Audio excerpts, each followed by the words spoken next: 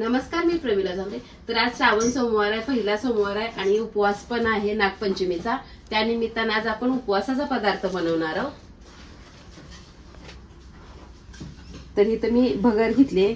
एक जण काय करते, शाबू आज उपवासाला खात नाही, तर आज मी मोकळी भगर तिखट बनवणार आहे।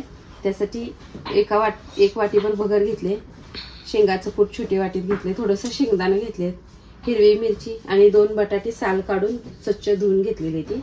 तर पहिल्यांदा आपल्याला भगर भाजून घ्यायचे, त्यासाठी मी गॅस चालू ठेवलेला आहे। तर छान अशी भगर अगोदर मी भाजून घेते,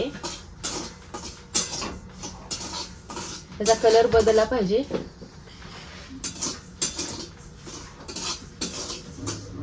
सारखं हलवत राहायचं म्हणजे खालचीवर होते, सगळीकडनं भगर भाजली जाते।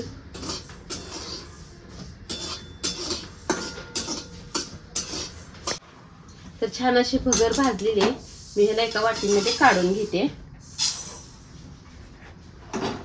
तर ही भगर आपल्याला राळून घ्यायची आहे भाजलेली, त्यासाठी त्यात मी पाणी ओतते राळण्यासाठी।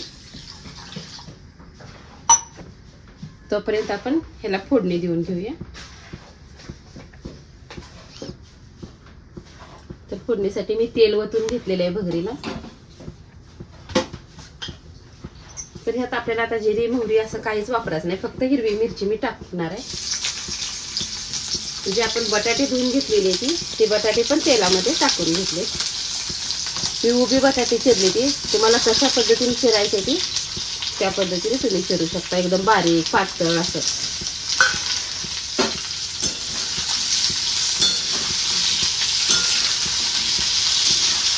तर तेलात 1-2 मिनिट आपल्याला ह्याला छान असं मिक्स करून घ्यायचं आहे।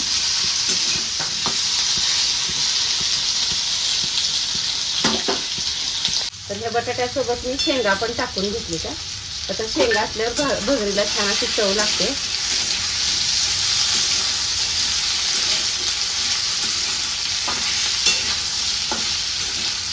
तर छान असं तेलात भगर पण आणि शेंगा पण तळल्या गेलेल्या आहेत।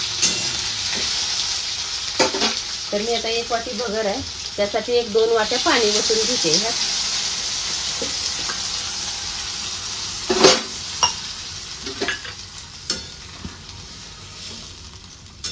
आता 2 मिनिटं ही बटाटा ह्या भगरी पाण्यामध्ये शिजते, तोपर्यंत काय करणार आहे, मी भगर राळून घेणार आहे। म्हणजे त्यात जर खडा असेल तर ती खडं निघून जाते। तर असं इकडलंच पाणी ओतायचं ह्यात, म्हणजे खाली बुडात बघा थोडंसं खडं बारीक राहते।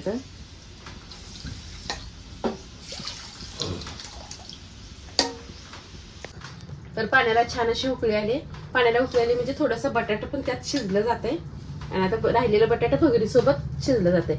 तर मी हे भगर राळून घेतलेले, राळून भगर मी ह्यात टाकायला लागले।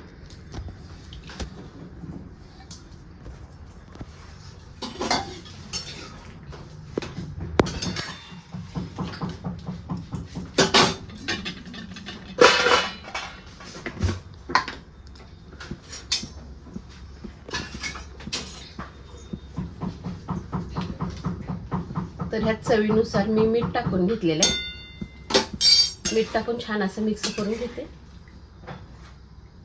तर आपल्याला आता ही भगर शिजवून घ्यायचे, इथलं पाणी पूर्ण आटवून घ्यायचंय। तर 1-2 मिनिटांसाठी मी झाकून ठेवलेलं, त्यातलं पाणी आटले। तर भगर छान अशी शिजत आले, तर मी छोट्या वाटीने 1 वाटी शेंगाचं कूट टाकून घेतलेलं आहे, म्हणजे हे कडक असं कूट राहते, त्याच्यामुळे मी नंतर टाकलेलं आहे। तर आता कूट टाकल्यानंतर छान असं भगर मिक्स करून घेते। तर आपल्याला मोकळी भगर करायची आहे, त्याच्यामुळे मी पाणी 1 वाटीसाठी 2 वाट्या ओतलेलं आहे। तर छान असं आता मोकळी करून घेते।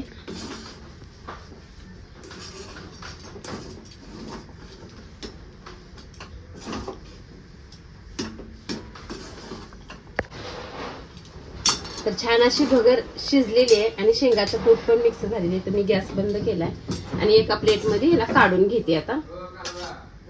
तर बघा, अशा पद्धतीने आज मी उपवासासाठी मोकळी भगर केलेली आहे। तर तुम्ही ही करून बघा। माझा व्हिडिओ आवडला तर नक्कीच लाईक करा, सबस्क्राईब करा। फेसबुकवर बघत असाल तर फॉलो करा।